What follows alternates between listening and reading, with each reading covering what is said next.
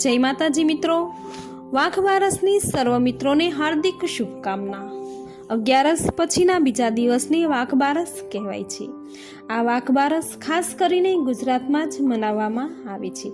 આ દિવસ ગુજરાતીઓને ખૂબ મહત્વ ધરાવે છે। આ દિવસ એટલા માટે મનાવવામાં આવે છે કે આખા વર્ષ દરમિયાન થયેલા જૂના વ્યવહારો, બાકી રહેલા નાણાં, દેવું વગેરે નાણાકીય વ્યવહારો અને લેવડ દેવડ અને લોકોને આપેલા પૈસાનો વ્યવહાર સ્પષ્ટ કરવો, જેથી કરીને તેનો બીજો દિવસ એટલે કે ધનતેરસ આ દિવસથી નવા વ્યવહાર ચક્રમાં આવવું અને નવા ખાતા અને નવા ચોપડા પૂજન કરી શકાય અને નવા વર્ષની શરૂઆત સુખમય કરી શકાય।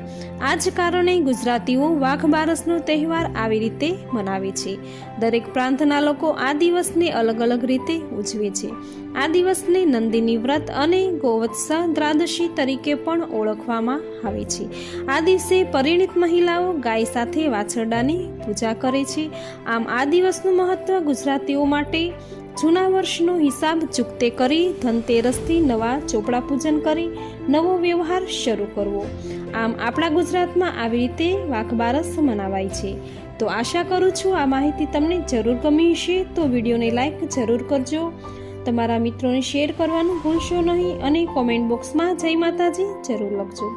નવા વિડીયો નવી માહિતી સાથે ફરી મળીશું, ત્યાં સુધી જય માતાજી।